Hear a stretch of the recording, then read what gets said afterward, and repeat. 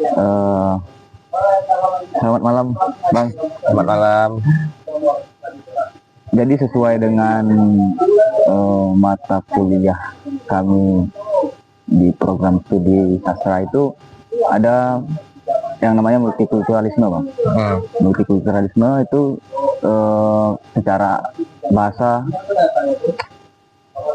budaya yang beragam ya, keberagaman budaya. Nah, jadi pada pertemuan kali ini tuh, Bang, kami ingin menanyakan nih, Abang sebagai selaku tenaga pendidik dan juga dari pihak guru ya yang berkecimpungan di dunia pendidikan, khususnya itu di SMK,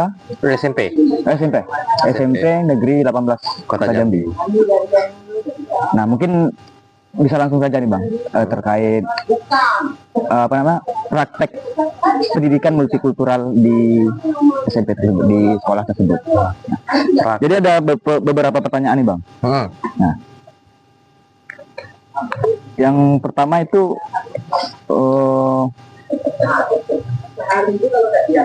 sebelumnya ini, Bang, mungkin kalau SMP itu kan masih terbilang usia yang belum menyentuh usia remaja ya, dari SD maupun SMP. Nah, justru pentingnya itu memang menanamkan nilai toleransi, menanamkan nilai ini kan sejak usia dini.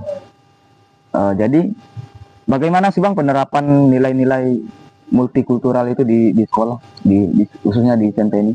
Penerapan nilai-nilai multikultural, berarti kita kalau ini bahasnya tentang ini ya, toleransi gitu ya, semacam toleransi gitu.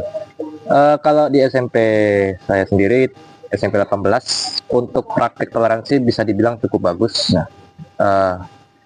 Khususnya di hal perbedaan agama ya. Perbedaan agama itu kalau di hari Jumat, kita ya mungkin nggak di sekolah saya, mungkin kayak di sekolah-sekolah juga ada gitu ya, kayak ketika siswa yang beragama Islam dia melakukan, kalau Jumat pagi itu ada namanya Jumat Yasinan gitu ya. Jadi kami guru-guru selaku siswa-siswa yang beragama Islam bakal berkumpul di lapangan membacakan Yasin, kemudian nanti ada perwakilan dari kelas yang memimpin Yasin itu dia membacakan tausiah ya, melakukan tausiah dan tutup dengan doa bersama.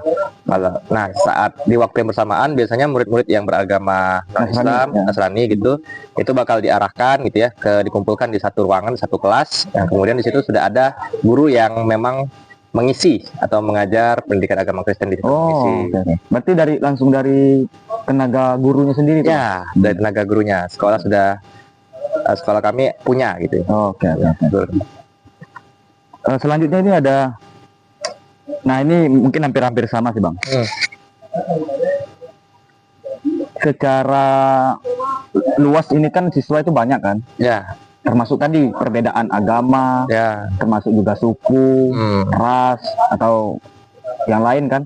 Nah, jadi apakah dengan latar belakang yang berbeda-beda tersebut itu mendapatkan perlakuan yang sama itu? Misalnya ya mungkin ada di salah satu situasi, di satu situasi itu mendapatkan tidak ada perbedaan sama sekali gitu, memang dilakukan secara sama semuanya. Sejauh ini ya, selama saya mengajar ya, kalau dari saya pribadi, saya memang memperlakukan seluruh siswa itu secara sama gitu ya. Dan juga dari pihak sekolah gitu ya, juga ya tidak ada yang membeda-bedakan murid yang agama Islam, murid Nasrani, atau murid-murid yang beragama lainnya gitu. Dan selama proses pembelajaran, kalau saya pribadi ya memang mencampur adukan gitu ya. Misalnya saya mau bagi kelompok nih, ya sudah, dicampur saja gitu, tidak melihat dia sukunya Jawa harus gabung bersama Jawa, enggak, jangan campur aja gitu kan. Ya satu sisi juga membantu mereka inilah saling mempelajari kebudayaan kawan-kawannya gitu. Keterbukaan antara sesama gitu kan, perbedaan-perbedaan tadi. Itu penting. Soalnya gini, Bang, takutnya kan kadang ada kan individu yang saya tidak mengatakan guru ya, tapi kadang ada memang yang kayak membedakan wah ini kelompok saya ini kelompok saya. Jadi kan terpecah belah jadinya kan. Nah, itu yang ditakuti. Nah, dan itu perlu kan menanamkan nilai baik kepada siswa, baik pun kepada guru itu sendiri untuk selaku tenaga pengajar.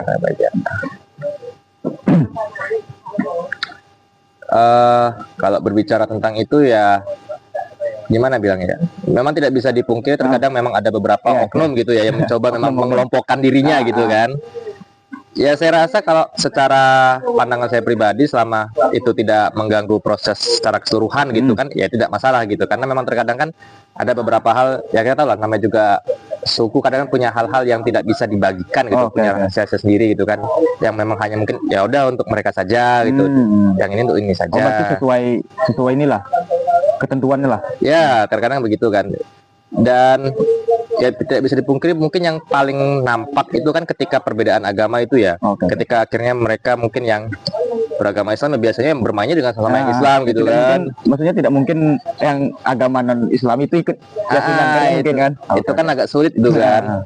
Jadi ya itu hanya ya tugas biasanya ya kita mengawasi lah gitu kan, maksudnya kayak membatasi, kayak tetap kita pantau misalnya ya silakan kamu bermain dengan yang sesama kamu, sama suku, sama agama, silakan gitu. Tapi kan terkadang ada satu momen di mana kamu nggak bisa harus bersama mereka terus.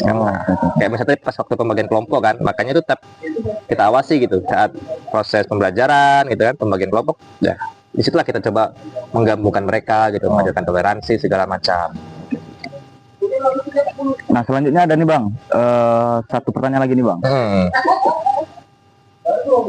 Ini mungkin lebih ke personal ya. Nah, dari Abang sendiri nih, apa sih harapan Abang terhadap pendidikan multikultural yang di masa yang akan datang?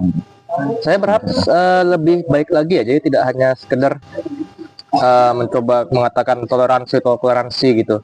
Tapi saya juga berharap dari pusatnya juga mungkin sudah dibuatkan ya entah itu modul, kurikulum atau jadi tidak lagi sekolah yang harus memikirkan bagaimana caranya murid-muridnya bisa berbaur. Makanya memang sudah ada tetapannya, peraturannya gitu kan, saling menghargai.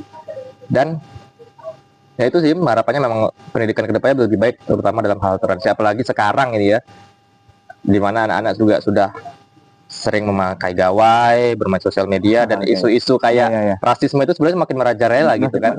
Karena ya memang apalagi di era sekarang itu media sosial itu kan menjadi arena utama sekarang. Iya benar. Itu yang jadinya ada kekhawatiran juga terkadang. Kita di sekolah sudah baik-baik mengajarkan, praktiknya anak tuh baik gitu kan. Tapi rupanya ketika di luar itu, nah tugas guru itu kan hanya sebagai pendidik di sekolah, maksudnya di sekolah. Nah di luar sekolah itu kan istilahnya sudah bukan tanggung jawab guru lagi kan. Jadi di sekolah kita sudah berusaha sebaik mungkin gitu kan.